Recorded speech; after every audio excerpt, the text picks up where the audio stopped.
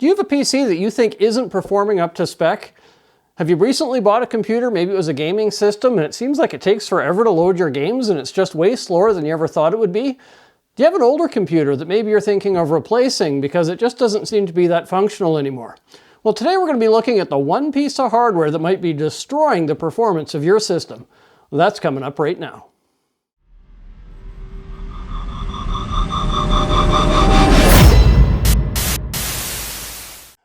Today we're going to be talking about one of the core components in your PC, and that is the lowly hard drive. And right now, the hard drive that you choose for your computer can really make or break the performance that you get out of your machine. And there's a whole lot of reasons why your computer might not be optimized in terms of the hard drive that it currently has in it now. So let's get into this. Now, for decades, most computers had one of these. This is a 3.5-inch mechanical hard drive. As you can see, it's quite thick, it's quite large, and if you can pick it up, it's quite heavy.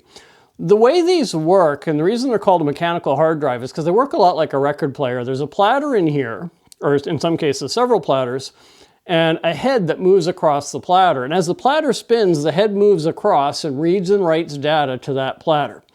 Now, that's a mechanical hard drive because those platters have to spin, that little arm has to move. There's all kinds of moving parts in here that make this work.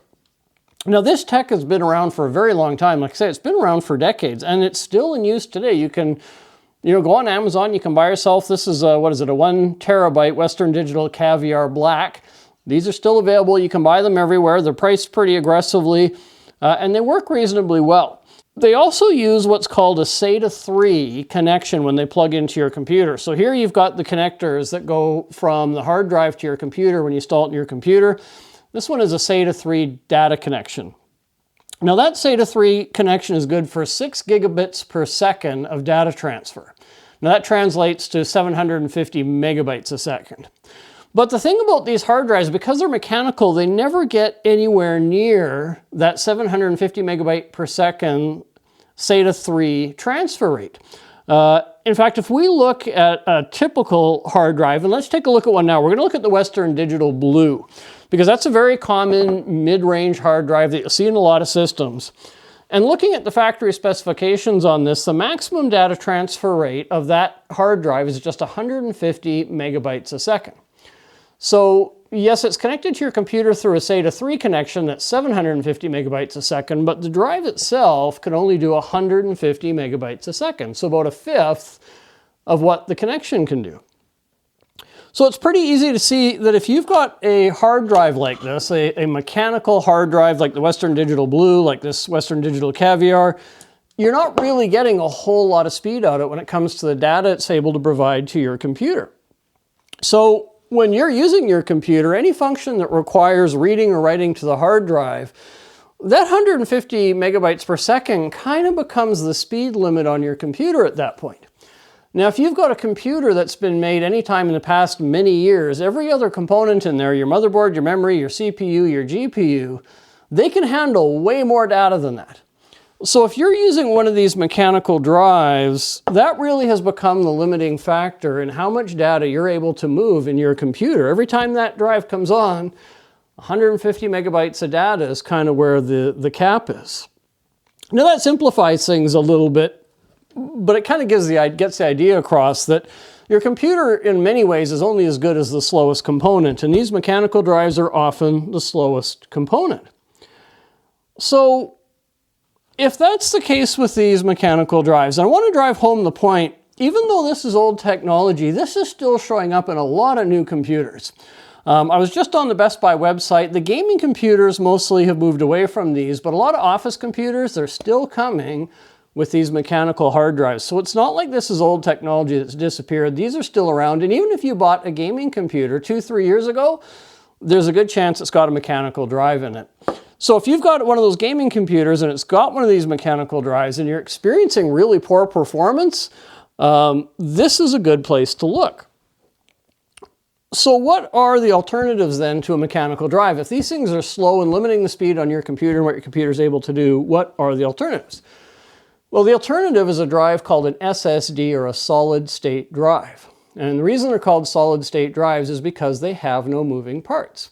And there's two main formats for a solid state drive. There's a 2.5-inch solid state drive, which looks like this. As you can see, it's a lot thinner than a mechanical drive. It's smaller than a mechanical drive. It's got no moving parts. But this 2.5-inch solid state drive plugs into your computer through SATA ports, just like your mechanical drive does. The other type of drive, or the format for a solid state drive, is what's called an M.2 drive, and it looks like this. It's very, very tiny. This slides into an M.2 slot on your motherboard. So you have to have a motherboard with M.2 capabilities on it, but this will slide in, and there's two versions of this drive. There's a SATA 3 version, which uses the same connection as this and this drive, and is limited to that 750 megabytes a second. But there's also an NVMe version, which connects to your PCI Express. Now, PCI Express has different generations, Generation 3, Generation 4, Generation 5, and they are much, much faster than your SATA 3 connection. So these M.2 NVMe drives are way, way faster than either the SATA 3 SSD or the SATA 3 mechanical drive. And we're going to talk about the differences between these right now. So when we look at this, if you've got one of these mechanical drives, it has a SATA power connection, it has a SATA data connection, the easiest thing to replace it with, if you think this is slowing down your computer, is one of these little 2.5-inch SATA 3 SSDs. It plugs into your computer the exact same way. It screws down into your drive bay with just 4 screws, either on the side or on the bottom, and it's a direct replacement for one of these, dead simple. And if we take a look, let's go to the Western Digital website again, and let's take a look at the difference in speed here. So the Western Digital Blue mechanical drive was capable of 150 megabytes a second. But when we look at this Western Digital Blue SATA SSD, it's like 4 times faster almost than their own mechanical drive. It's capable of 560 megabytes per second of data transfer. So again, almost 4 times faster than that mechanical drive. So even though they're on the same connection, they both use a SATA 3 connection, this SSD is using far more of that available bandwidth than the mechanical drive. And again, it's largely because there's no moving parts. So you've got that 560 megabytes per second of data transfer coming from the drive through that SATA 3 connection instead of just 150 megabytes. So this is dead simple swap. You can take out this old, large, clunky mechanical drive and put it into, and change it to one of these SATA 3 SSDs. And I, in fact, did that a while ago. If you look at one of my previous videos, you'll see that I took an old computer. It was my dad's old computer. It has a first-generation Core i3 CPU. And it had a mechanical hard drive in it. I think it was a Western Digital Blue, actually. And when I first got that computer, I thought it was useless. I fired it up. I did all the updates because my dad had had it in a closet for a long time. He hadn't used it.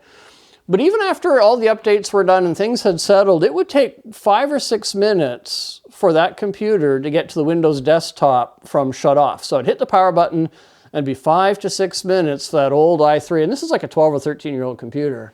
It would take that long to get to the desktop. I took the mechanical drive out and I just plugged in a SATA SSD like this one, and it went from 5 to 6 minutes to boot up to 35 seconds. That's the difference it made putting in just one of these basic SATA 3 SSDs. It's a very simple swap. It made all the difference in the world. That dozen-year-old first-generation Core i3 PC is now perfectly acceptable for surfing the web, for watching videos, for using Microsoft Office applications, all that light-duty stuff that so many computers are involved with. It turned it from a computer that was too painful to use into something that you can use no problem.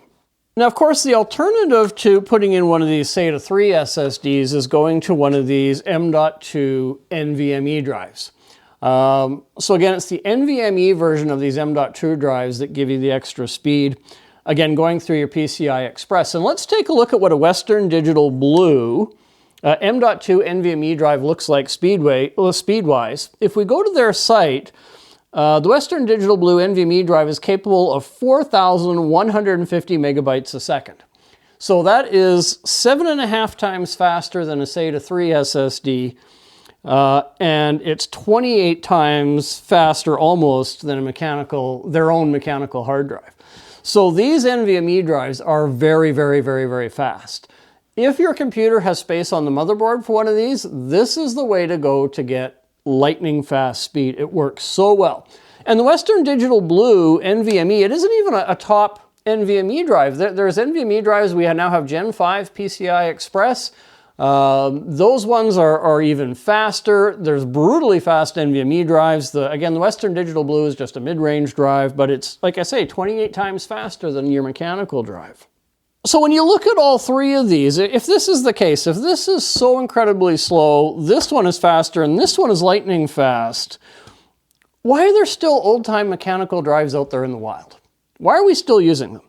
I mean, these things do have some uses still in the modern age. They're used a lot in video surveillance systems because video surveillance is constantly writing and rewriting data, which can be a little bit hard on an SSD. So mechanical drives work better. The other thing mechanical drives work well for is cold storage. If you've got backups of really sensitive material and you're going to back it up to a drive and you can put this drive up on a shelf, a drive like this will hold that data virtually forever, whereas SSDs, once you get out to about a year, if they go a year without power, sometimes less, sometimes more, you can start to have data loss. These need to have power to them on a regular basis to keep all the data in there secure. They're not recommended for using for cold storage where they're going to sit, unplugged for a very long time. So there are still uses for these, but the question is, why do they show up in mainstream PCs still? Well, the reality of it is they are still showing up. I had a buddy of mine here on the weekend, and he's the one that has an HP Omen gaming PC that he bought just over a year ago. It's got a Ryzen 7 5700G processor. It's got an RTX 3070 graphics card. It's got 16 gigs of RAM running at 32 megahertz. That is a fast modern computer. But his complaint to me was, he said, Graham, it takes so long for my games to load. He said, everything takes forever. I don't understand it. I've got this new computer. It's got all this great hardware in it. I don't get why it's so slow. Well, it's because of the manufacturer that put it together. They did put an M.2 NVMe drive in it, but it was only 256 gigabytes. And the only thing it had on there was the operating system. All of his games were on a 1 terabyte mechanical drive. And it was that mechanical drive that was slowing everything down. So these things are still coming, especially from system integrators, the HPs of the world, the Dell, the Lenovo, etc. They are still using these in their computers. And the reason is because they still have a lot of these in stock. You see, up until fairly recently, a mechanical drive like this was way, way cheaper than a 2.5-inch SSD, and it was way, way cheaper than an NVMe SSD. The pricing between these three was significantly different when you look at it on a per gigabyte of storage basis. And so if you're a Dell, you're a Lenovo, you're an HP, and you're putting together thousands of computers, the difference in pricing between these made a huge difference in profitability and in what you had to charge for your computers. But recently, that's kind of fallen by the wayside. Let's take a look at Amazon, and let's take a look at, again, the Western Digital Blue mechanical drive, the SATA 2.5-inch SATA 3 SSD, and the NVMe SSD. So it's all Western Digital Blue. Let's look at the pricing here. So what do we see here? Well, we take a look. The Western Digital Blue 1 terabyte mechanical drive is $74.99. So it's $75 Canadian for the old mechanical drive. The 2.5-inch SATA 3 SSD, that's like this one, is $104.97. So there's about a $30 difference, and they're both 1 terabyte. Then we go down to the NVMe drive, the very, very fast drive, and it's $94.97. So $95 Canadian. That's about $20 different than the mechanical drive. So yes, there is still a price difference between these three drives. I can't say that these drives are the same price or that the faster drives are cheaper. But let's face it, when you're looking at a price difference of $20 to $30, when you're building a gaming PC, that is a small, small percentage of the total cost of that computer that you're building or buying. And the difference between these drives is just so remarkable when you swap them out. If you haven't experienced it, I'll tell you a little bit about my friend's experience. So he was over on the weekend. I diagnosed the problem with his HP Omen gaming PC as being that mechanical drive. That was what was slowing things up. We swapped in the 1 terabyte, 2.5-inch SATA 3 SSD because it was the easiest thing to do. And he loaded up one of his games, and it literally cut his game loading time by 2/3. So the time he would have normally had, before he gave me the PC, he timed it so we knew where we were starting with. Once we had that data transferred over to his new SSD, it took about a third of the time for that game to load up. That was how big an impact it had.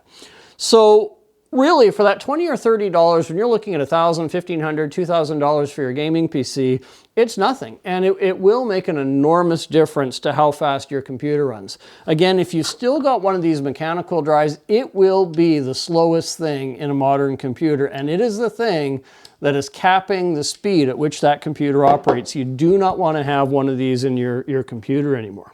Besides the speed, the fact of it is an SSD uses way less electricity. Modern SSDs are far less failure prone, and they're going to last much longer than these old mechanical drives. Again, because they're solid state, they don't have any moving parts. Back when SSDs first came out, yes, there was a lot of concern because they could only take so many write cycles before they started to deteriorate. Now, these are such high quality, the failure rate is tiny. It can take gazillions of write cycles before they start to fail. Everything that's being written now is saying that one of these SSDs, these solid state drives, they'll outlive mechanical hard drives virtually every single time. The whole reliability thing is now off the table on modern SSDs. They've come so far that they've totally eclipsed the reliability of these old drives. And here's the thing, if you do have one of these drives, I wouldn't get too hung up on whether you do a SATA 3 SSD like this or an NVMe drive like this. And here's why. I'm sure you've heard of the law of diminishing returns. The difference between a drive like this and this is so noticeable, it's unreal. Like if you swap one of these for one of these, as soon as you boot up your computer, you're going to notice a difference. It is going to be so much snappier. Your games are going to load so much faster. It's going to be like a totally different machine. That I guarantee. When you go from one of these to one of these, even though, on paper, this is 10 times, almost 10 times faster than this, in some cases, depending which one you get, it could be 10 times faster, the uptick in performance isn't as noticeable. Because the thing is, these are already very, very fast. And now some of the processes going on in your computer are actually going to cap how quickly this can run, and particularly this can run. So this does feel snappier, but the difference between these two is nowhere near as huge as the difference between these two. And that's for most users, right? Like if you're transferring enormous files all the time, yeah, you're going to get a huge lift out of an NVMe drive compared to one of these. But for most of us that are using office applications, we're gaming, we're using our computers, like general retail users, this is where you're going to see the difference, going from here to here. Going from this to this, not as much uptake. It's not going to lift you as much as you might think. So I wouldn't get too hung up between these two, but definitely I don't think this has any room in your computer anymore. I don't think it makes any sense. So that's my recommendation. Get rid of your mechanical drives. Their time has come and gone. We're moving on. Now, the next question is going to be, well, how do I go about swapping one of these drives into my computer? Well, that is going to be a video for a future date, so hang around. We're going to have that out before too much longer goes by. But I hope you found this discussion about hard drives and why they might be slowing up your computer helpful. Again, I'm Graham Hughes. This is Tech Talk. I look forward to seeing you on the next video.